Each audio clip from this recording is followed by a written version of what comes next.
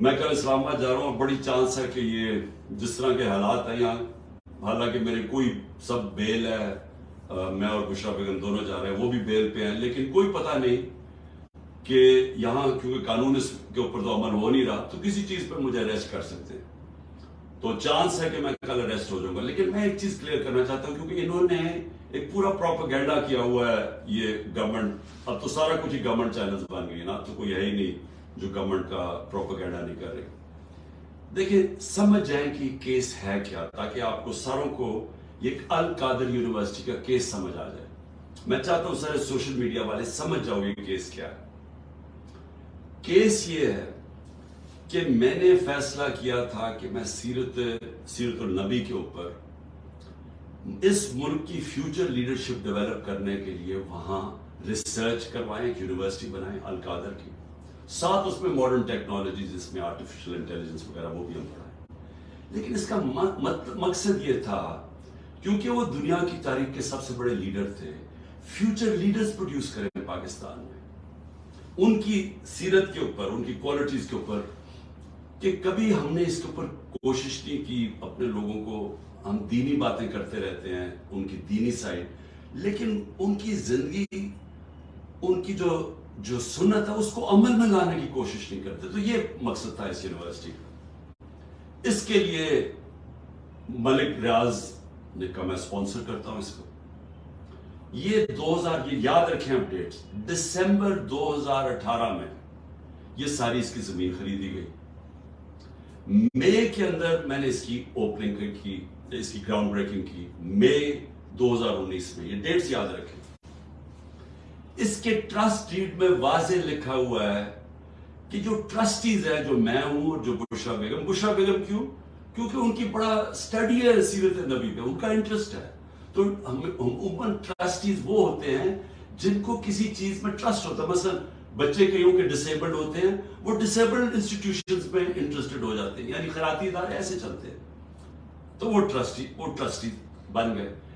اس dead کے اندر لکھا ہوا ہے کہ ٹرسٹیز کو کسی قسم کا فائدہ نہیں ہو سکتا، کوئی تنخواہ نہیں مل سکتی، کوئی ڈیویڈنڈز نہیں مل سکتا، کوئی وہ زمین جو ہے وہ ٹرسٹ کے نام پہ ہوتی ہے، وہ یعنی ٹرسٹی کا کوئی کسی قسم کا ان کو فائدہ نہیں ہو سکتا، اس ٹرسٹ ڈیڈ کے اندر لکھا ہوا ہے۔ اب اس کے بعد دسمبر کے اندر ایک اگریمنٹ ہوتی ہے، اب یہ ذرا غور سے سنیں، یہ مئی میں اس کی اوپننگ ہو جاتی ہے، بلڈنگ بننی شروع ہو جاتی ہے، جو بھی پیسہ آتا ہے وہ سارا بلڈنگ میں سب اکاؤنٹڈ ہے، وہ ٹرسٹ چلا رہا ہے، وہ ٹرسٹ کے اکاؤنٹس ہیں، آڈٹ ہیں، سب کچھ اویلیبل ہے نیب کے پاس۔ اب ہوتا کیا ہے کہ دسمبر کے اندر ایک اگریمنٹ سائن ہوتی ہے ملک ریاض کی اور انگلینڈ کا، جس کو NCA کہتے ہیں، ان کا ایک ادارہ ہوتا ہے انگلینڈ کے اندر، اس کے بیچ میں اگریمنٹ سائن ہوتی ہے۔ انہوں نے ملک ریاض کے اکاؤنٹس فریز کیے ہوتے ہیں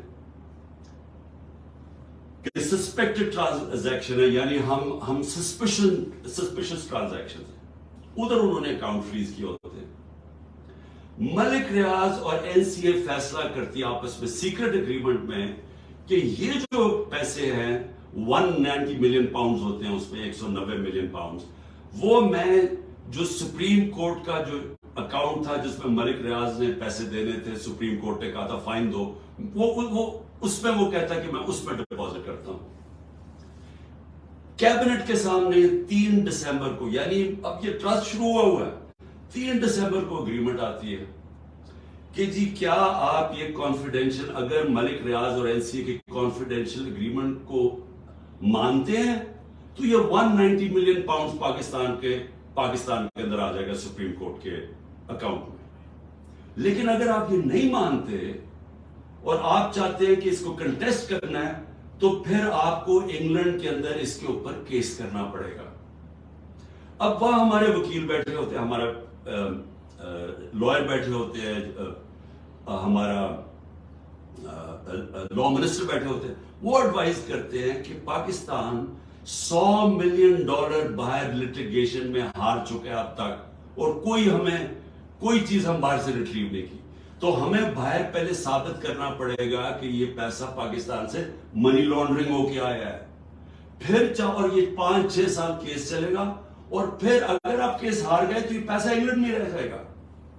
یہ کیبنٹ کے سامنے یہ فیصلہ آیا، یا آپ $190 ملین لے لیں اور پاکستان کی سپریم کورٹ میں چلا جائے، اور یا پھر یہ پیسہ آپ کنٹیسٹ کرنا چاہتے ہیں تو کیس کر کے انگلینڈ میں اپنی کریں، اور اگر آپ جیت جاتے ہیں 5-6 سال لگیں گے پاکستان آ جائے گا، لیکن اگر آپ نہیں جیتتے تو وہ انگلینڈ میں رہ جائے گا۔